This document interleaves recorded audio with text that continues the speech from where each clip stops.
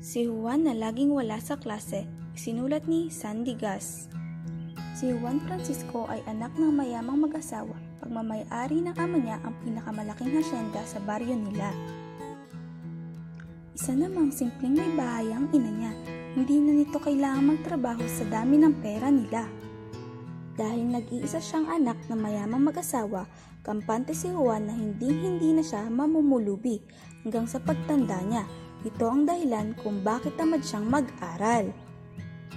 Hindi ko naman kailangang graduate eh. Hindi ko na nga kailangan mag-aral sa dami ng pera niyo ni Daddy. Palaging katwiran ni Juan tuwing pinapagalitan ng ina dahil sa hindi pagpasok sa klase niya. Nagpatuloy ang hindi kaaya-ayang gawain ni Juan kahit guro niya ay pinupuntahan na siya sa bahay nila upang kamustahin kung bakit wala siya sa klase. Anak, kailangan mong mag-aral.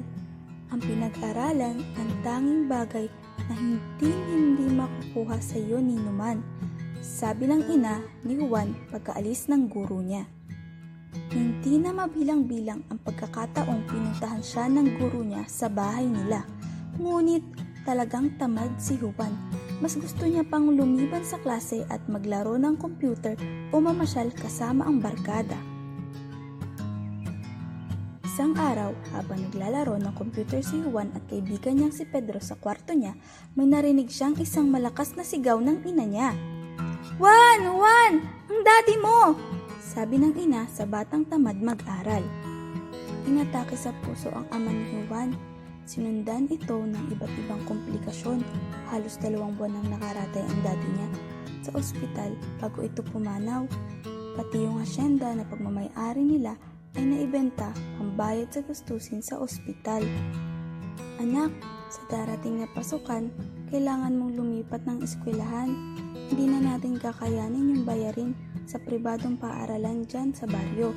Malungkot na sabi ng ina ni Juan sa kanya. Naghirap silang mag-ina. Maraming pagkakataon na kinailangan ni Juan na pumunta sa paaralan na walang laman ng tiyan o ang bulsa niya. Doon niya napagtanto na kung sana'y nag-aral siya ng mabuti, pinakagraduate na siya sa kolehiyo at makakatulong na sa ina niya. Kung sana pinahalagahan ko noon ang pag-aaral ko, di sana hindi na nahihirapan si mama maglabada. Ang pagsisisi na laging bumubungad sa kanya sa tuwing makikita ang ina na nahihirapan makakain lang sila.